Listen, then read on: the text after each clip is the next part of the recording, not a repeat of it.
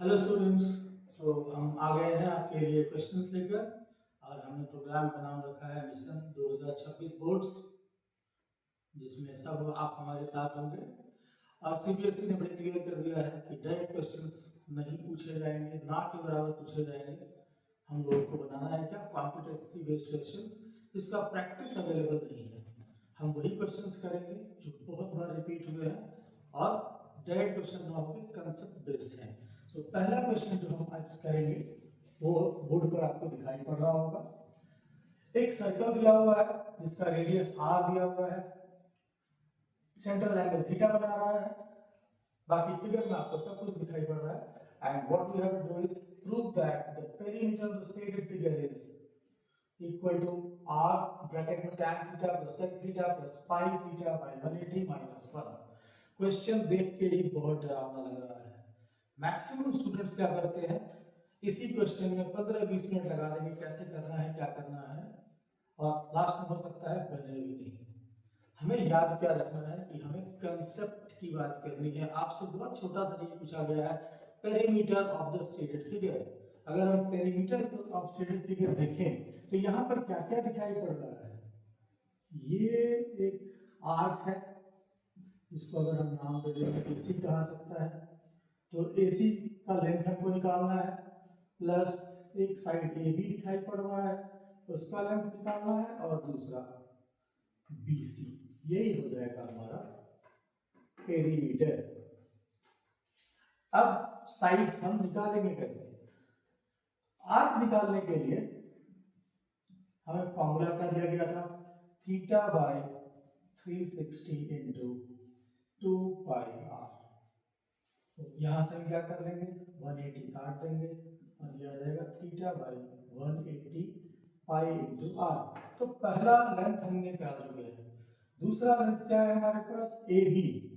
अब जो triangle given है वो राइट एंगल ट्राइंगल है, या आप ये भी कह सकते हैं कि radius is always perpendicular to tangent, इसलिए वो परपेंडिकुलर है। तो हम यहाँ से क्या करेंगे, थीटा के सामने वाला साइड हमेशा परपेंडिकुलर होता है, तो हम यहाँ से लिखेंगे A B by R equal to tan theta. यहाँ से हमें मिल जाएगा ए बी का वैल्यू जो है आर tan थीटा। ठीक है, अब इसको आप इक्वेशन 1 लिख सकते हैं, इसको इक्वेशन 2 लिख सकते हैं। अब बचा हमारे पास बीसी। बीसी निकालने के लिए हमें क्या करना होगा, हम निकाल सकते हैं पूरा साइड ओबी और उसमें से घटा देंगे ओसी। ओबी कैसे निकालेंगे हम, फिर वही ट्रायंगल, लेकिन इस बार ये हाइपोटेनियस है और गिवन है हमारे पास बेस। तो हम क्या करेंगे, ओबी बाई बेस का वैल्यू फिर आर है, तो h बाई बी का मतलब होता है sec थीटा।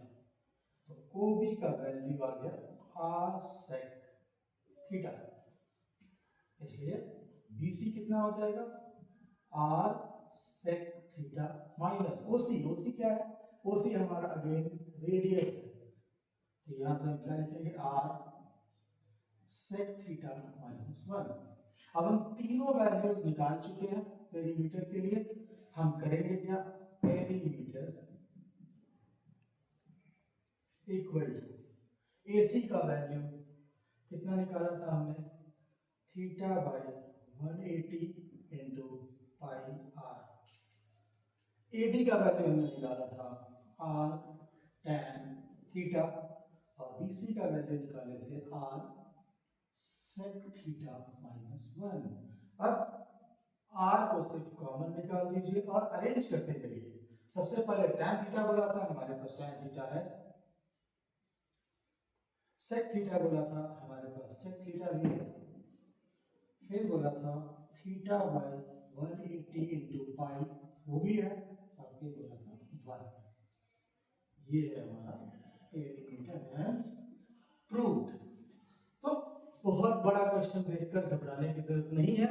यहाँ पर सिर्फ एक ट्रिक लगाया गया है कि आपको circles, triangles, property of circles, trigonometry, circles and it's area, सारे कंसेप्ट को एक साथ दे दिया गया है। इस क्वेश्चन को कम से कम 2 बार बनाइएगा, इस बार का सबसे इंपॉर्टेंट क्वेश्चन है और एटलीस्ट 5 बार सीबीएसई में पहले आ चुका है। Thank you.